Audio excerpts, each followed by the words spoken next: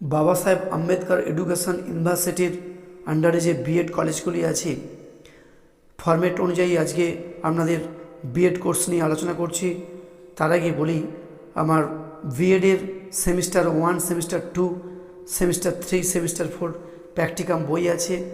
সেই প্র্যাকটিকাম বইগুলি আপনারা অবশ্যই কলেজটির থেকে পেয়ে যাবেন। তার সঙ্গে বলি, আপনারা অনেকেই ভিডিওর পিডিএফ নিতে চান, তাদের ক্ষেত্রে বলি, এই ভিডিওটির পিডিএফ ফাইল ডেসক্রিপশান বক্সে দেওয়া রয়েছে। পিডিএফ ফাইলটির পাসওয়ার্ড ভিডিওর মধ্যে রয়েছে, আপনারা ভিডিওটি দেখুন।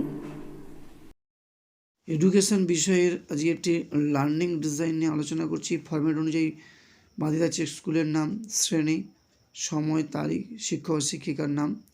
ডান দিয়ে আছে বিষয়, শিক্ষা বিজ্ঞান। এগো হচ্ছে শিশুর বৃদ্ধি ও বিকাশ। আজকের পাঠ হিসেবে থাকছে কৈশোরকাল বা বয়ঃসন্ধিকাল। যেখানে থাকছে, তারপর থাকছে শিক্ষণের লক্ষ্য স্মরণ করা। কৈশোরকালের সময়কাল শিক্ষার্থীরা জানবে। অনুধাবন করা, কৈশোরকালের নৈতিক বিকাশমূলক বৈশিষ্ট্যগুলি শিক্ষার্থীরা উপলব্ধি করতে পারবে। প্রয়োগ করা, কৈশোরকালের দৈহিক বিকাশ শিক্ষার্থীরা ব্যাখ্যা করতে পারবে। বিশ্লেষণ করা, কৈশোরকালের সামাজিক বিকাশমূলক বৈশিষ্ট্যসমূহ শিক্ষার্থীরা বিশ্লেষণ করতে পারবে। মূল্যায়ন করা, কৈশোরকালের মাধ্যমিক শিক্ষার স্তরগুলি শিক্ষার্থীরা লিখতে পারবে।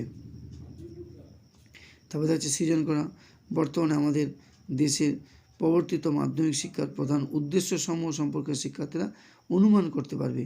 পাঠের প্রেক্ষিতে শিক্ষার্থী বিশ্লেষণ, কয়েকটি প্রশ্ন থাকবে, যেমন কৈশোরকালের চাহিদা কয় প্রকার ও কী কী।